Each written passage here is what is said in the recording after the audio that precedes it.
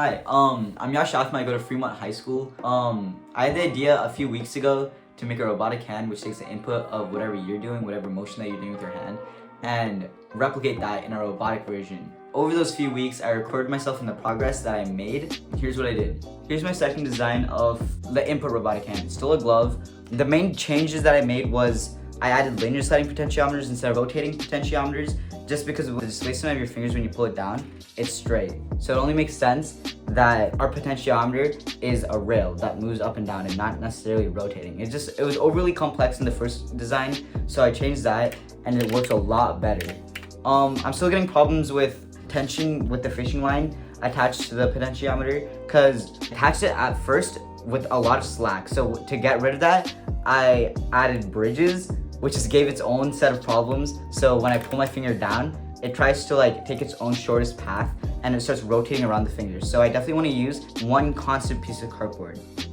I also added a LED right here, which flashes when there's a short circuit, because a lot of things go wrong in this design where there's a whole bunch of wires going into the hand, and if any of them touch together, it creates false positives of when I pull my finger down. And then what happens is that my robotic hand starts fritzing out and it starts going crazy. So I added a LED which flashes when anything short circuits, which really helped me later on when actually coding it and putting it together. I attached a breadboard on top of where all the potentiometers are, which just made things a lot more smoother. Here's my first design of the robotic hand.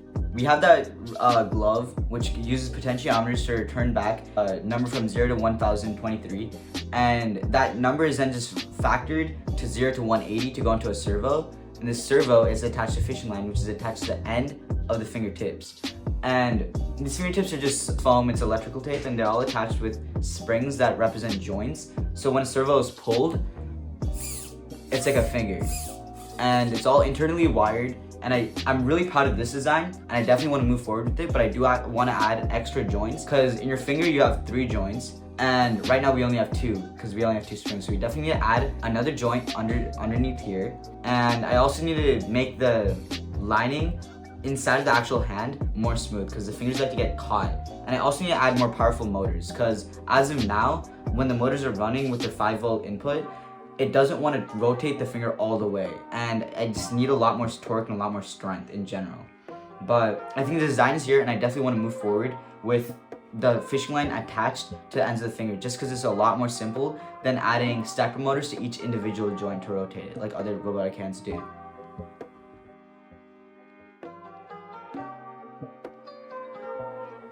So it's been a few weeks since the last clip, but after a lot of electrical tape and a lot of hot glue, this is what I created. This is the last iteration, whatever. I got every single finger to work. There's a lot that's going on. Let's talk about it. The design is pretty much the same.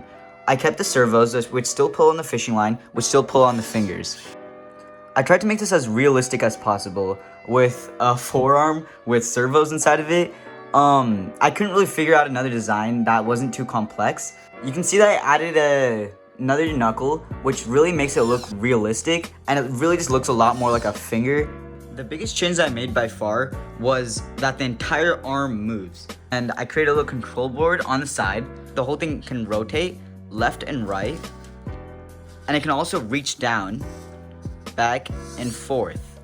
But then also I created a wrist which can go up and down. There were a few problems with this, where if I move the wrist backwards, the servos need to give a little bit more slack to the fishing line to make sure that the fingers don't pull back. And the same thing with the opposite direction. You can see that when I have the wrist go forward, the servos pull back a little more to keep tension in the line, so that I can continue to move the fingers while it's completely pushed down.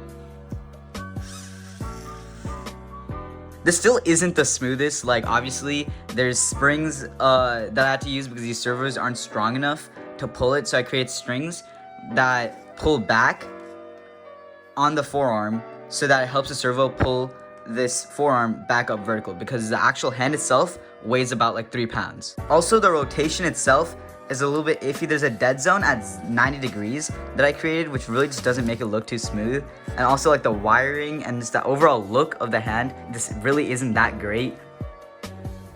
Arduinos itself don't really give off that much power, about 5 volts. So for it to power 8 servos, which need to carry a relatively large load, wouldn't work. So I created my own battery packs and I used that instead of using Arduino's 5 volt power rails. I used 2 6 volt AA battery packs along with the 9 volt battery to power the Arduino and 8 servos that are on the robotic hand, so that now like the entire robotic arm can move freely and it doesn't need to be plugged into the wall. If I were to do this again, I try to make the glove look a lot more cleaner. Just work on the aesthetic of the hand, because I think it works. It like all the fingers move. It looks somewhat realistic. The glove has cardboard everywhere. It doesn't really look that great. It's also very buggy, as you can see, with short circuits. Making this robot was actually super fun. I learned a lot about Arduino, engineering, all of that. And just like how to make things with my own hands. I would try, like, the number one thing if I were to do this again is to try to make it more aesthetically pleasing. I used a lot of electrical tape, as you saw, and I used a lot of hot glue, and it just did not look good. And I would also try to like focus on wire management, which was a really like something that I realized just now that it's super important, and that wire management just helps you debug so many things, whether it's a short, like a wire not being plugged in, or something else. I definitely need to work on that. This robotic hand was really fun to make, and I hope you guys found it really interesting too. Thank you so much for watching.